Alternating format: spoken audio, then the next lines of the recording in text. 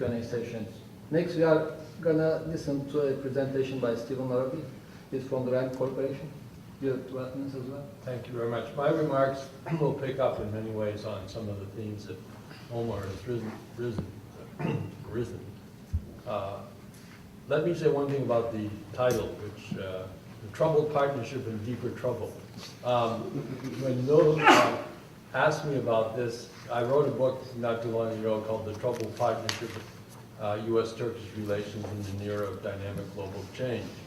And this, he called me just about the time that the WikiLeaks came out, and so I just quickly didn't have much time to do. I'll call it the Troubled Partnership in Deeper Trouble. I've looked at everything that came out, but I want to call your attention to something. There's a question mark at the end of this.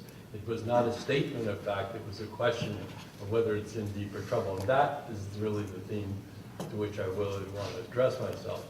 And I really want to begin by saying, what I'm going to have to say is really devoted to what's the nature of what's the problem between the U.S. and Turkey. I'd like to try to look at this in a much broader framework in general. And because in recent years, U.S.-Turkish relations have been plagued by increasing difficulties and strains. And this, of course, was really particularly noticeable during the Bush administration and during the Iraq, after the Iraq invasion. However, as I'm trying to emphasize, it's important to see these strains in context and understand their origin and why they've arisen. And it's also important to recognize the strains in U.S.-Turkish relations are far from anything new. There's a tendency to think that all of a sudden, these things are new. From 1960 to 1990, the Turkish relations, U.S.-Turkish relations, were aggravated by a series of disruptions. Particularly, we had in the early 60s the discontent over the Jupiter missiles, which led to some tensions in U.S.-Turkish relations. You also had the two Cyprus crises, which really had major consequences for U.S.-Turkish relations. The first crisis in 63, 64 really led to a very serious crisis in U.S.-Turkish relations, and even stronger in 1974. Closer. And even more so in 1974, because the invasion then led to the U.S. embargo, arms embargo. These crises put severe strains on the relationship, but the current differences are really quite different. They are primarily the result, I'm going to argue, and I would argue, of structural changes in Turkey's security environment, particularly the end of the Cold War. And in this sense, it picks up on some things that Omar mentioned. Because the disappearance of the Soviet threat, as he mentioned, removed in many ways the main rationale behind the U.S.-Turkish security partnership and reduced Turkey's dependence on the United States for its security. At the same time, however, it also opened up new opportunities and vistas for Turkish policy in areas that previously had been neglected or had been off limits to Turkish policy. Here I'm referring particularly, of course, to the Middle East, but also to the Caucasus, Central Asia, and to a certain extent, a lesser extent, the Balkans. And Turkey sought to exploit this new diplomatic flexibility brought about by the end of the Cold War, nationalism and separatism to a certain extent, sectarian violence in Iraq, the possibility of emergence of a nuclear Iran on its border, weak and fragmented Lebanon. Most of these threats and challenges, one notes, are on or close to Turkey's southern border.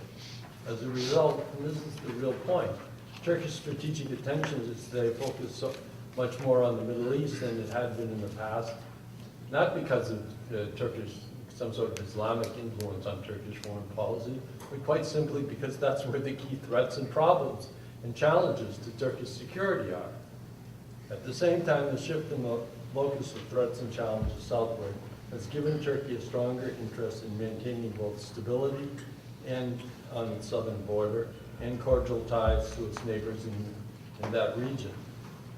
In effect, Turkey is in some way reintegrating itself into areas where traditionally, during the Ottoman period, had historic and cultural interests, particularly, of course, the Middle East. And from a historical perspective, the Republican period, with its rejection of involvement, or near rejection of involvement, downplaying of involvement in the Middle East, it can be seen as an anomaly. For several centuries, the Ottoman Empire was an integral part of, indeed, the dominant power in the Middle East. Thus, in many ways, you can see Turkey is reintegrating into an area which it is historically part. It's a natural progression and really is part of the transformation and adjustment to the end of the Cold War. This doesn't mean that Turkey's turning its back on the West or that its policy is being Islamized, as some critics charge. Rather, I would argue the recent activism in the Middle East represents an effort to broaden and diversify Turkey's foreign policy, not change its basic direction. It reflects an effort to overcome the anomalies of the Cold War and a recognition that Turkey needs stability and security in its immediate neighborhood in order to develop and prosper. The AKP's Islamic roots, yes, they have an influence on this policy, but they're not the driving force behind it. The change in the strategic realities is much more important than that. And of course, economic factors have also played an important role. Here again, the old Turkish economy under Özal in the 1980s created over time a middle class in Anatolia, composed particularly of small and medium-sized firms and businessmen. This has increased the need to find new markets. The Middle East represents an important market in this sense. The loss of momentum in Turkey's EU membership bid has also reinforced Turkey's desire to expand its ties to other areas, particularly the Middle East and the Caucasus. Part of Turkey's recent foreign policy activism, I would argue, has its roots in the growing frustration and disenchantment with Europe and the problems encountered in its EU membership bid. As Turkey's problems with Europe have increased, Turkey has sought to broaden its ties elsewhere, especially with those areas and countries where it has long-standing historical and cultural ties. The bottom line, in short, is the United States now, today, and this is the main point, has to deal with a very different Turkey today than the Turkey that it faced during the Cold War, point that Omar made. As I mentioned, the disappearance of the Soviet threat has reduced, on one hand, Turkey's dependence on the United States. On the other hand, Turkey's geographic role and interests have expanded. Turkey now has interests and stakes in various regions and areas it did not have 2 decades ago. It's thus less willing to automatically follow the U.S. lead on many issues, especially when U.S. policy conflicts with Turkey's own interests. Another point that was made by Omar. Turkey's new geopolitics, therefore, has given Ankara a strong vested stake in preserving good relations with its immediate neighbors, particularly Iran and Syria. This doesn't mean, again, that Turkey is turning its back on the West, or that the United States, Turkey still wants and Turkey still needs strong ties with the United States. But Turkey is likely, in my view, to continue to broaden and diversify its foreign policy. While it's unlikely to leave NATO or significantly reduce its ties to the United States, U.S.-Turkish relations are likely to be characterized by continued differences in a number of areas, particularly in the Middle East.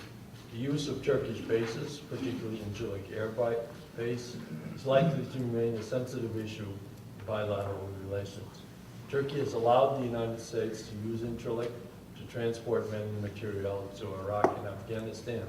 However, given the expanded Turkish interests in the Middle East, Turkey is likely to be very cautious, I would argue, about allowing the United States to use its bases to conduct combat operations in the Middle East unless operations are clearly pursued. As a result, the United States cannot automatically assume it will have access to these facilities